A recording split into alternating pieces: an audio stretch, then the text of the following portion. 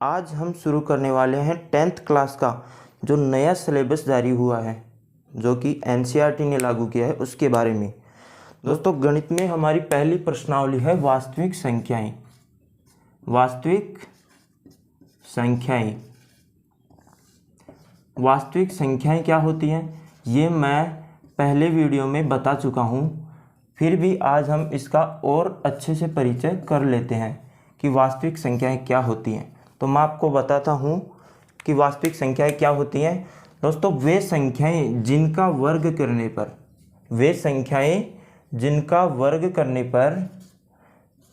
करने पर हमें मान प्लस में प्राप्त होता है। वे संख्याएं जिनका वर्ग करने पर हमें प्लस में मान प्राप्त होता है, उनको हम वास्तविक संख्याएं कहते हैं।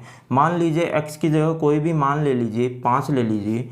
5 का स्क्वायर करेंगे, हमारे पास 25 आता है। तो 25 हमें प्लस में मान प्राप्त हो गया, यानी कि 25 एक धनात्मक संख्या है, इसलिए यह मान वास्तविक संख्या है। और कोई दूसरा उदाहरण, जैसे 10 ले लीजिए। 10 का स्क्वायर करने पर हमें 100 प्राप्त होता है। तो 100 क्या है, एक वास्तविक संख्या है। क्यों है? क्योंकि ये हमारे पास प्लस में है, धनात्मक संख्या है 100, इसलिए ये वास्तविक संख्या हो गई। मान लीजिए कोई ऋणात्मक संख्या ले लीजिए, -7 ले लीजिए। इसका स्क्वायर करेंगे तो हमारे पास प्लस में 49 प्राप्त होगा। ये भी एक वास्तविक संख्या है। कैसे? -7 को -7 से जब हम गुणा करते हैं तो माइनस से गुणा होकर प्लस हो जाता है, और 7 को जब हम 7 से गुणा करते हैं तो 49 आते हैं। तो ये क्या हो गया, हमारी वास्तविक संख्या। तो ये थी हमारी वास्तविक संख्याएं। इंट्रोडक्शन हो गया। आगे हम शुरू करते हैं हमारी पहली प्रश्नावली की, प्रश्नावली 1.1 की। तो पहली 1.1 की हम शुरुआत करते हैं हमारी पहली प्रश्नावली की। तो प्रश्नावली 1.1, प्रश्नावली 1.1। इसके अंदर दोस्तों हमें पूर्णांक पढ़ना जरूरी है। पूर्णांक क्या होते हैं, पहली 1.1 में पूरा पूर्णांक दिया हुआ है आपके। तो पूर्णांक क्या होते हैं, देखिए पूर्णांक क्या होते हैं।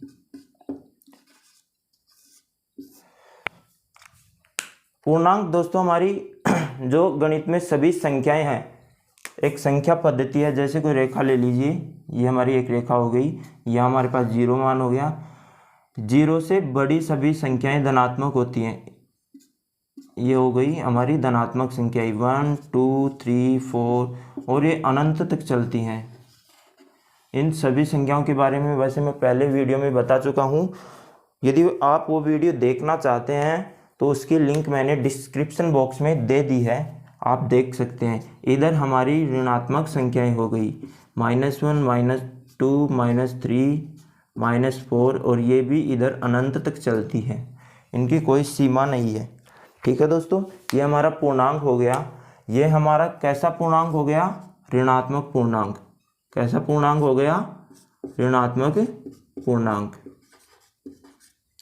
और ये कैसा पूर्णांक हो गया, धनात्मक पूर्णांक।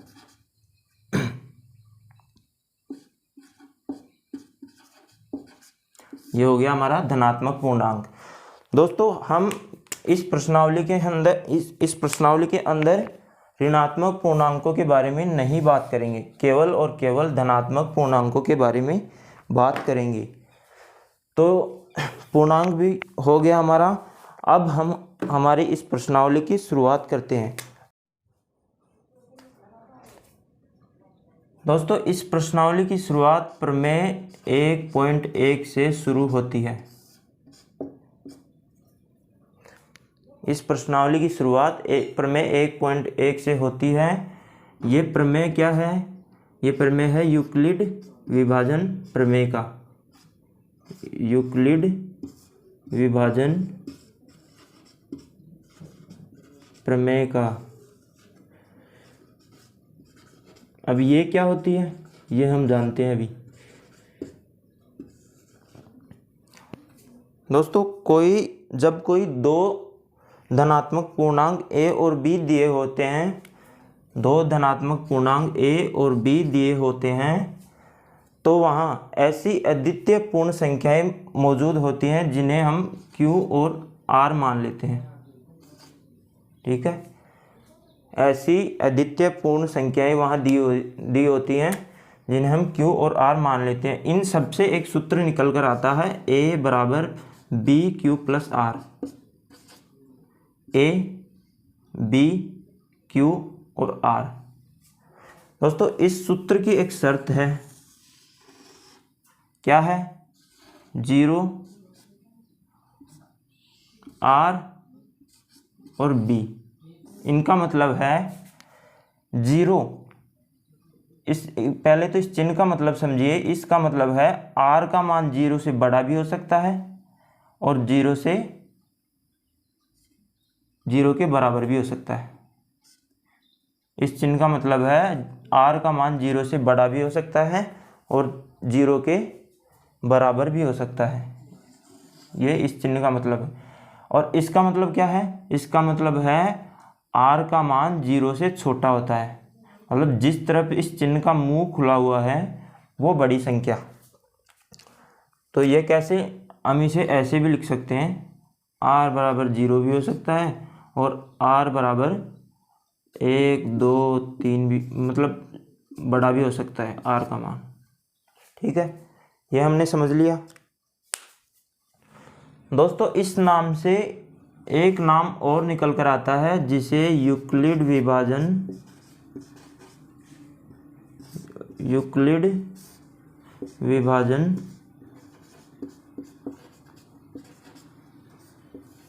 एल्गोरिथम कहते हैं। यूक्लिड विभाजन एल्गोरिथम कहते हैं। दोस्तों इस नाम में और इस नाम में कोई ज़्यादा फर्क नहीं है, दोनों विधियां हैं, एक ही हैं। तो ये क्या होती है? ये दोस्तों एचसीएफ निकालने की एक ऐसी विधि है जिसे कलन विधि कहते हैं। एचसीएफ निकालने की एक विधि है जिसे कलन विधि कहते हैं, जिसे कलन विधि कहते हैं। अब दोस्तों एचसीएफ क्या होता है? एचसीएफ क्या होता है? एचसीएफ दो संख्याओं के मध्य निकाला गया वह मान होता है जिसका भाग दोनों संख्याओं में जाता है। मान लीजिए कोई संख्या A और B है, A और B है, तो इन दोनों के मध्य से निकाला गया वह मान जो इन दोनों से पूर्णतः विभाजित होगा। एचसीएफ को D से प्रदर्शित करते हैं। तो यहाँ पर एचसीएफ निकाला गया वह मान होता है दो संख्याओं के मध्य जो दोनों संख्याओं को पूर्णतः विभाजित करता है। तो आइए दोस्तों हम अब एचसीएफ निकालना सीखते हैं। एचसीएफ निकालना सीखते हैं। इसे D से प्रदर्शित करते हैं।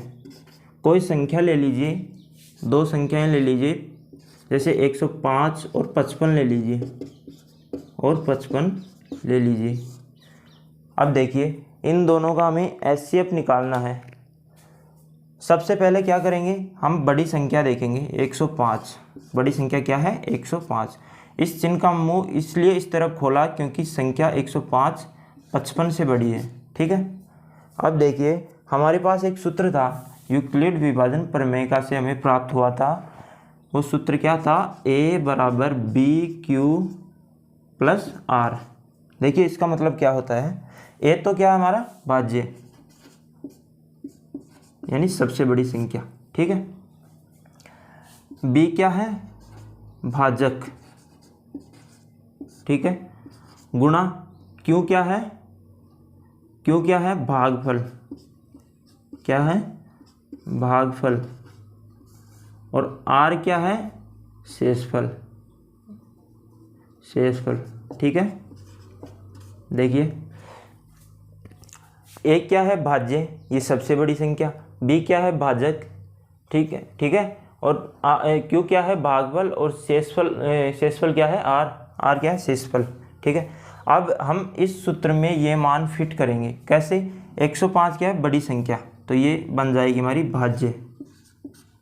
छोटी संख्या क्या है? भाजक। क्या है? 55, भाजक। ठीक है, अब देखिए अब हम क्या करेंगे दोस्तों, इसे हम चरण फर्स्ट पहले चरण से शुरुआत करते हैं। यहाँ लिख देते हैं इसे 105 और 55। देखिए चरण फर्स्ट क्या है, चरणों में निकालेंगे। पहला चरण क्या है, इस 55 का भाग 105 में दीजिए। कितनी बार जाएगा, एक बार। बचेगा कितना, 50। ठीक है, देखिए मैं देके देखता हूँ, बताता हूँ आपको। 105 में हम 55 का भाग देते हैं, एक बार गया, बचा यहाँ पे 50। ठीक है, ये हमारा पहला चरण कंप्लीट हो गया। ठीक है, अब दूसरे चरण में क्या करेंगे हम, चरण नंबर 2। दूसरे चरण में क्या करेंगे, ये जो 105 है इसकी जगह 55 ले आएंगे। ठीक है, इस 55 को यहाँ लिख देंगे। ये जो 50 है हमारे पास शेषफल बचा था, इसे हम यहाँ लिख देंगे। ठीक है, अब इस 50 का भाग 55 में देंगे। कितनी बार जाएगा, एक बार। शेषफल कितना बचेगा, 5।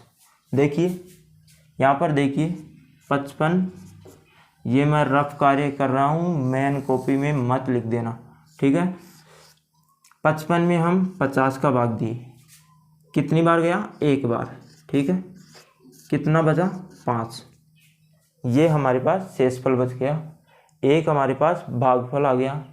50 क्या है, भाजक, और 55 क्या है, भाज्य। देखिए ठीक है, अब नेक्स्ट चरण नंबर 3। चरण नंबर 3, तीसरे चरण में वही काम करेंगे। 50 को यहाँ ले आएंगे, इसमें भाग किसका देंगे, 5 का, तो ये भाजक बन जाएगा। कितनी बार जाएगा, 10 बार। शेषफल कितना बचेगा, 0। ठीक है, हमें सिर्फ ये चरण कब तक चलाने हैं, जब तक कि हमारे पास 0 नहीं आ जाता, शून्य नहीं आ जाता। जब 0 आ जाता है तो हम लिखेंगे चूंकि हमें भाजक, इस चरण की बात लिख रहे हैं हम, हमें भाजक 5 से शेषफल 0 प्राप्त हो गया है,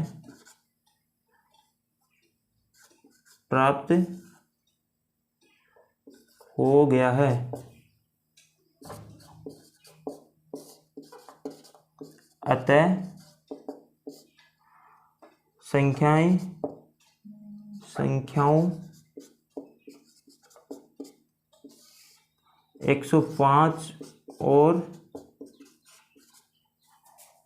55 का HCF, 55 का HCF बराबर 5 होगा।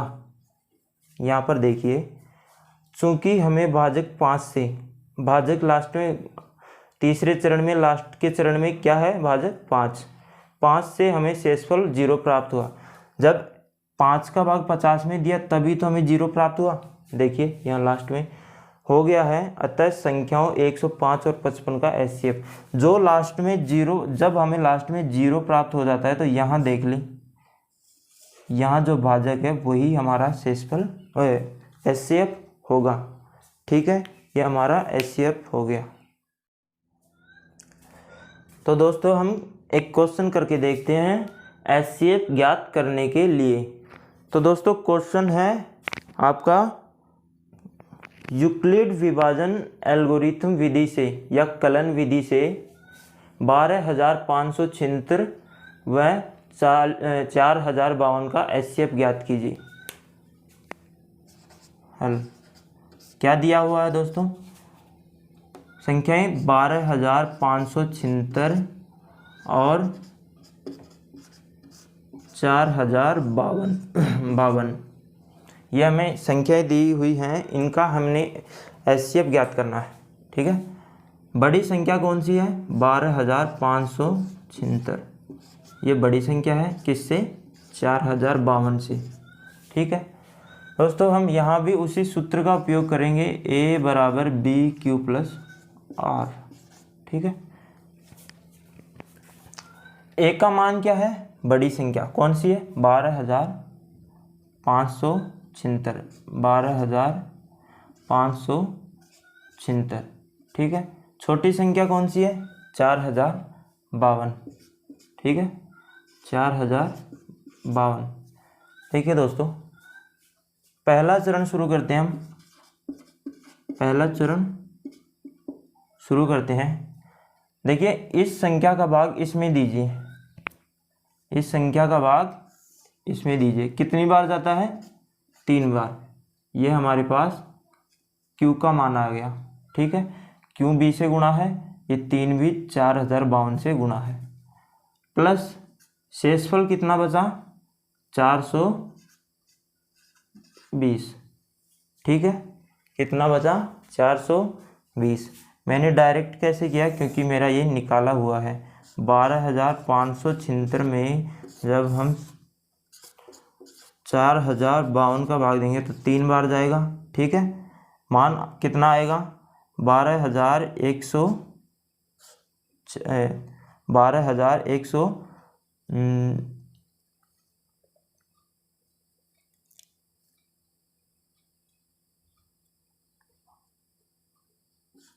56, 12,156 ये मान आएगा।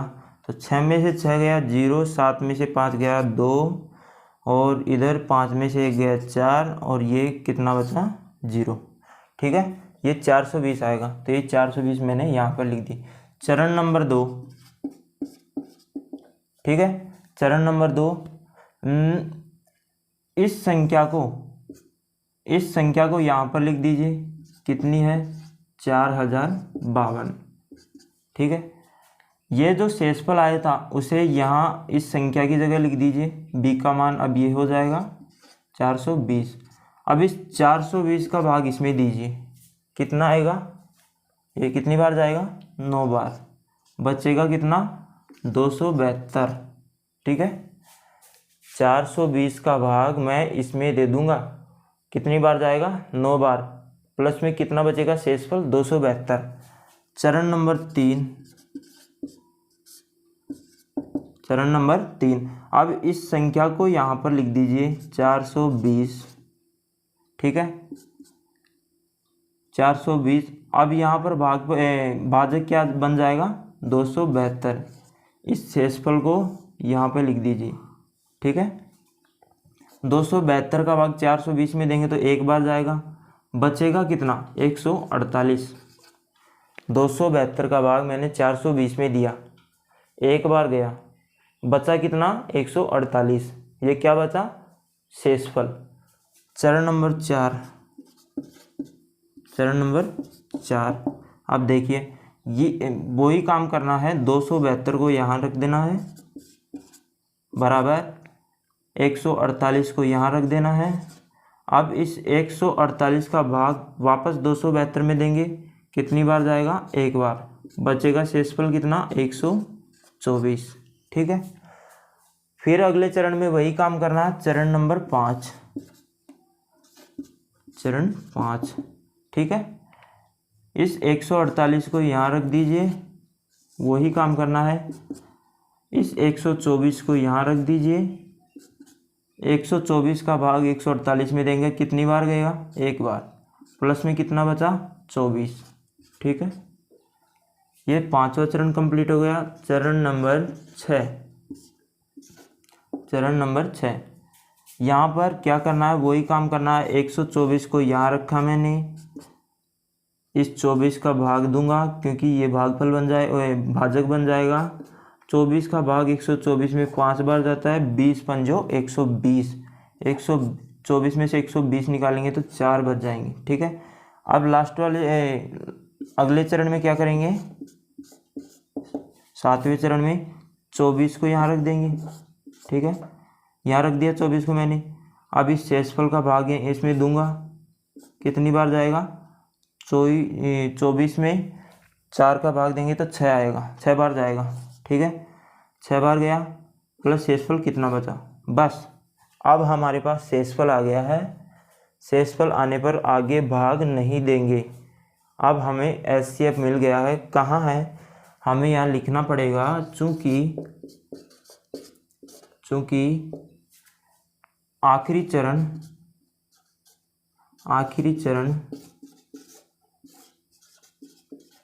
चरण नंबर 7 में हमें भाजक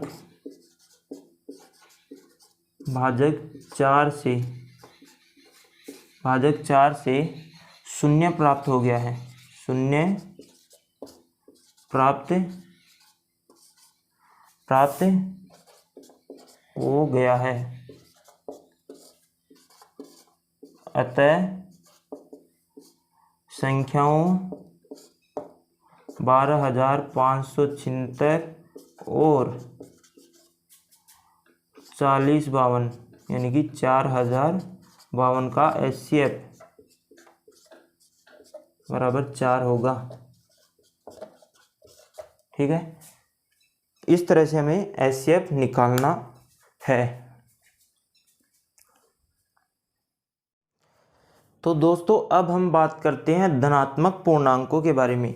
तो ये 2 धनात्मक पूर्णांक है। पहला है धनात्मक समपूर्णांक।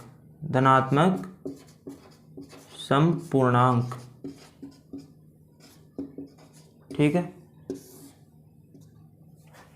इसका मतलब क्या है, देखिए दोस्तों, मान लीजिए हम कोई भी सम संख्या 2 ले लेते हैं, कोई भी सम संख्या ले लेते हैं। मान लीजिए 2 ले लिया मैंने, ठीक है।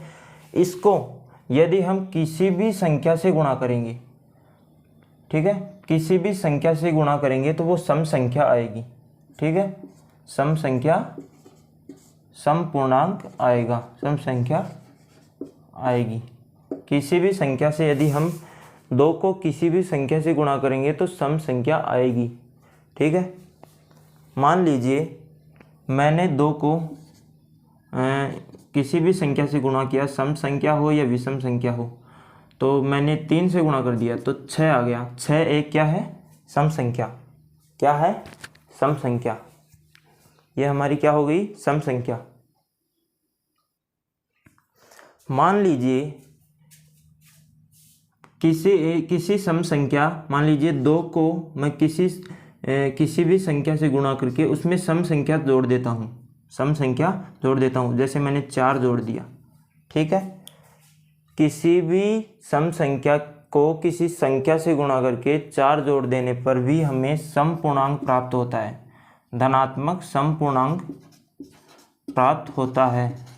ठीक है, ये धनात्मक सम पूर्णांक हो गए। जैसे मान लीजिए 2 गुणा, यहाँ पर कितना लिया था, 3, यहाँ 3 लेके देखते हैं। 2 गुणा 3 प्लस 4, तो ये कितने हो गए, 6 प्लस 4, ये कितने हो गए, 10। तो ये हमारा एक सम पूर्णांक है। ठीक है दोस्तों, अब हम बात करते हैं धनात्मक विषम पूर्णांक की। ठीक है दोस्तों, किसी सम संख्या को किसी संख्या से गुणा कर देने पर, कोई सम संख्या 4 ले लीजिए, इसे यदि हम किसी संख्या से गुणा कर देंगे और फिर उसमें 1 जोड़ देंगे तो हमारा ये क्या हो जाएगा, धनात्मक विषम पूर्णांक। मान लीजिए ये हमारे पास 4 है। ठीक है, क्योंकि जगह कोई भी संख्या ले लीजिए, जैसे मैंने ले ली 9 ले ली, कोई भी संख्या ले लीजिए, सम संख्या ले लीजिए, विषम संख्या ले लीजिए।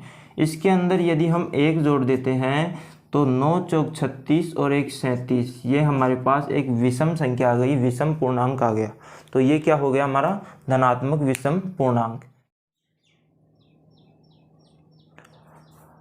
दोस्तों, हम धनात्मक सम पूर्णांकों के बारे में पढ़ चुके हैं और धनात्मक विषम पूर्णांकों के बारे में भी पढ़ चुके हैं। हमें ये अच्छी तरह से पता है कि 2q एक धनात्मक सम पूर्णांक है और 2q + 1 एक धनात्मक विषम पूर्णांक है। ये हम अच्छे से जानते हैं क्योंकि हम पढ़ चुके हैं। दोस्तों याद कीजिए एक सूत्र को, a = bq + r, याद आया।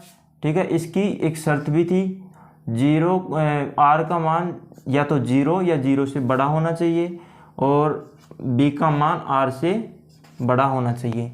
ये इसकी शर्त है इस सूत्र की। ठीक है, आप देखिए दोस्तों, यदि कोई क्वेश्चन या बात दर्शाने की आ जाए, सिद्ध करने की आ जाए तो क्या करेंगे दोस्तों, ऐसा ही एक क्वेश्चन दिया हुआ है, दर्शाइए कि कोई धनात्मक समपूर्णांक क्या 2q के रूप का हो सकता है तथा धनात्मक विषम पूर्णांक 2q+1 के रूप का हो सकता है। तो इस क्वेश्चन में ये दे तो रखा है कि 2q एक धनात्मक समपूर्णांक है और 2q+1 एक धनात्मक विषम पूर्णांक है, लेकिन हमें सिद्ध करना है, ठीक है, इसे समझाना है पूछने वाले को, ठीक है। तो मान लीजिए एक धनात्मक, माना कोई धनात्मक पूर्णांक ए है, ए ले लेते हैं, ठीक है। ये ना तो सम है और ना भी दोनों ही है, सम भी हो सकता है और विषम पूर्णांक भी हो सकता है, लेकिन ये धनात्मक पूर्णांक है, ठीक है। अब हम शुरू करते हैं प्रमेय 1.1 से। तो प्रमेय 1.1 से कौन सा सूत्र निकला था, ये, तो इसे हम यहाँ लिख देंगे प्रमेय 1.1 से। तो ये क्या था, a बराबर BQ+R, ठीक है, ये हमने लिख दिया। अब देखिए इसकी शर्त हम यहाँ पर लिख देंगे, 0 R और B, ठीक है। यहाँ पर देखिए R का मान 0 भी हो सकता है और 0 से बड़ा भी हो सकता है। B का मान हमारे पास दिया हुआ है, देखिए हम इस सूत्र में यदि उस मान को रखेंगे तो A बराबर 2q+, ये तो हो गया, ये हमारा समपूर्णांक, A बराबर 2q+1, ये हो गया हमारा इसके लिए, ठीक है, ये हमने सूत्र में रखा, ठीक है। ध्यान दीजिए इसमें b का मान क्या है, 2, इसमें भी b का मान क्या है, 2। तो ये तो हम जानते हैं कि b का मान तो हमें मिल गया, कितना है, 2 है, तो b बराबर 2, ठीक है।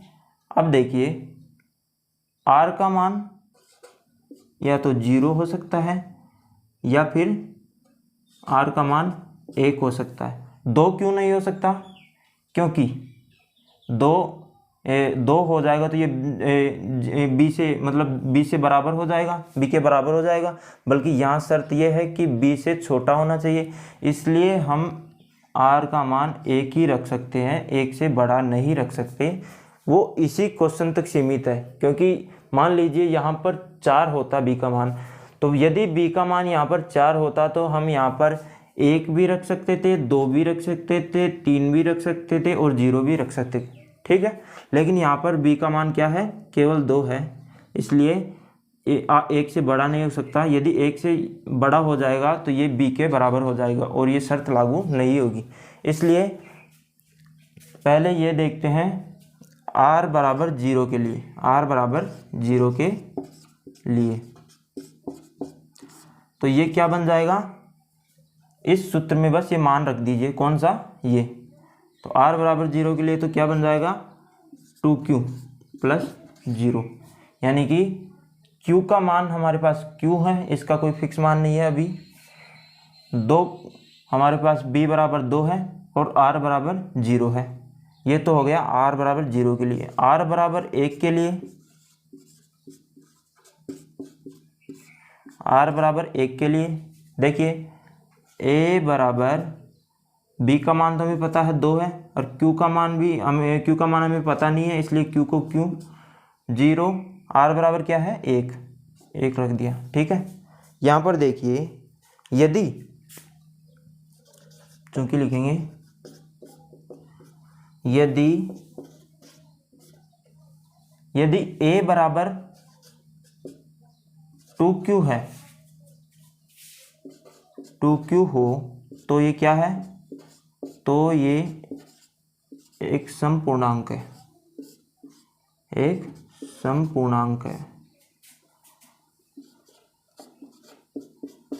पूर्णांक है, इसलिए अतः या इसलिए यह धनात्मक समपूर्णांक के रूप का होगा,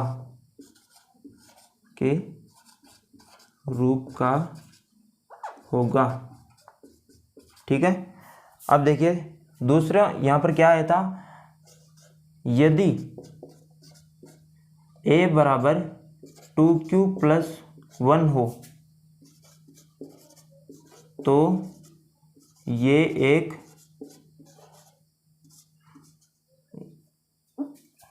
विषम पूर्णांक होगा, विषम पूर्णांक है, पूर्णांक है। ठीक है, यदि a बराबर 2q प्लस 1 हो तो ये एक विषम पूर्णांक है, इसलिए या अतः यह एक धनात्मक विषम पूर्णांक के रूप का होगा, के रूप का होगा। ठीक है, तो आइए दोस्तों हम कोई एक और वैसा ही सवाल करके देखते हैं। सवाल है, दर्शाइए कि कोई धनात्मक विषम पूर्णांक 4q प्लस 1 तथा 4q प्लस 3 के रूप का होगा, जहाँ q कोई संख्या है। q यहाँ कोई भी संख्या हो सकती है। तो चलिए हल करते हैं। माना कोई धनात्मक पूर्णांक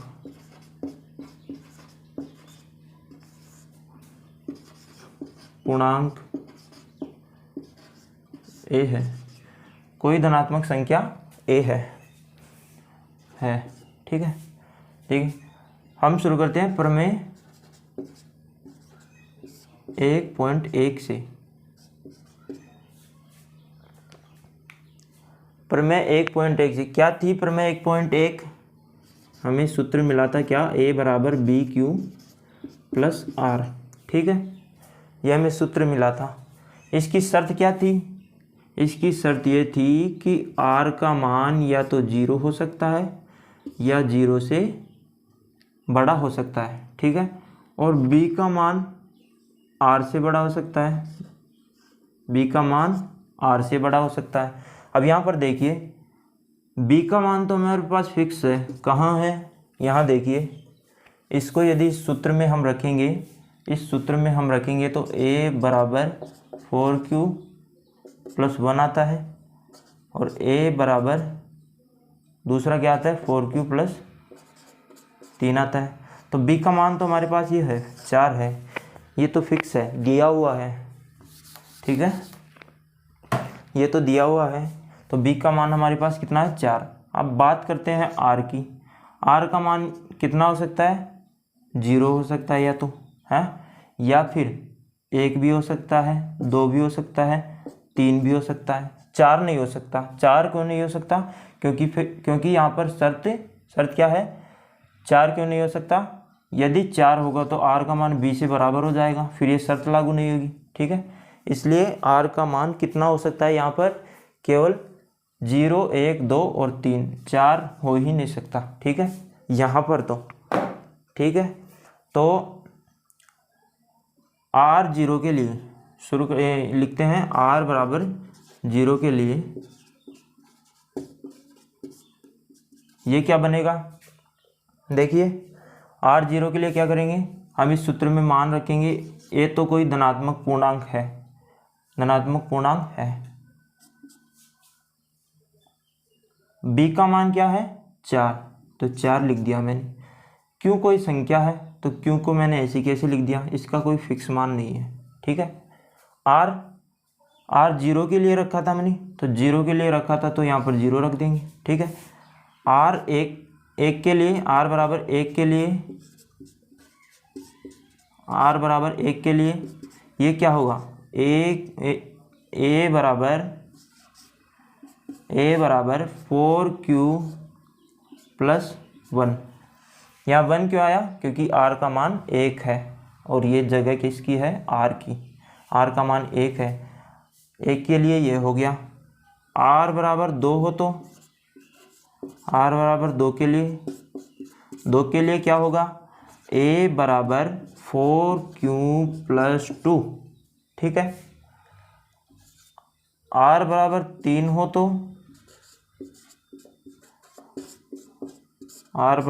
हो तो a बराबर 4q प्लस 3, ठीक है।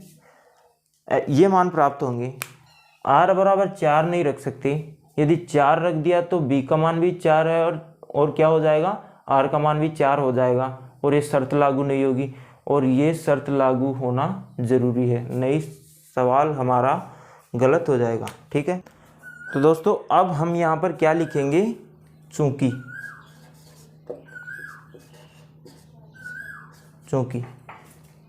में क्या लिखेंगे, चूंकि हमारा पूरा लिखते ही सवाल का अंतिम संस्कार हो जाएगा और सवाल कंप्लीट हो जाएगा।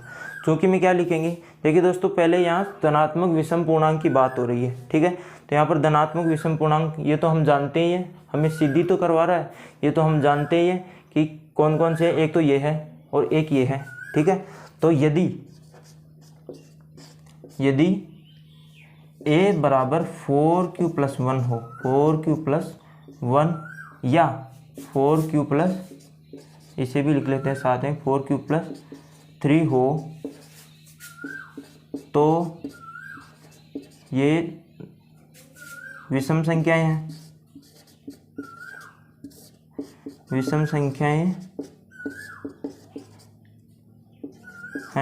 क्यों है विषम संख्याएं।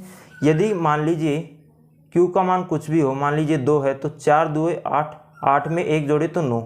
इधर देख लीजिए q का मान कितना है, 2 है, 4 2 8, 8 में 3 जोड़े तो 11 है, तो ये दोनों क्या हैं, विषम संख्याएं, इसलिए ये विषम संख्याएं हैं, ठीक है, विषम संख्याएं हैं। अतः ये धनात्मक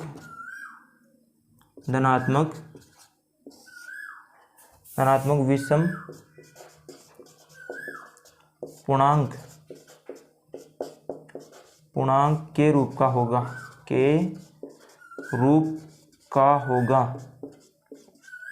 ठीक है।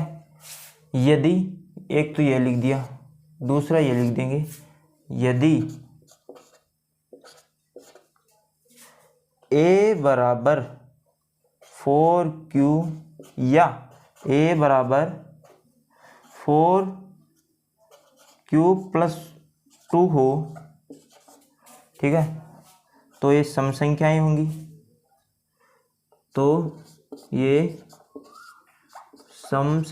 होंगी, सम संख्याएं होंगी, इसलिए या अतः ये धनात्मक विषम पूर्णांक नहीं होंगे। भाई सम संख्याएं जहां होंगी वहां धनात्मक विषम पूर्णांक कैसे होगा, अतः ये धनात्मक विषम पूर्णांक के रूप का नहीं होगा, ठीक है। ये था हमारा सवाल। खत्म। Bye bye, tata, goodbye, गया।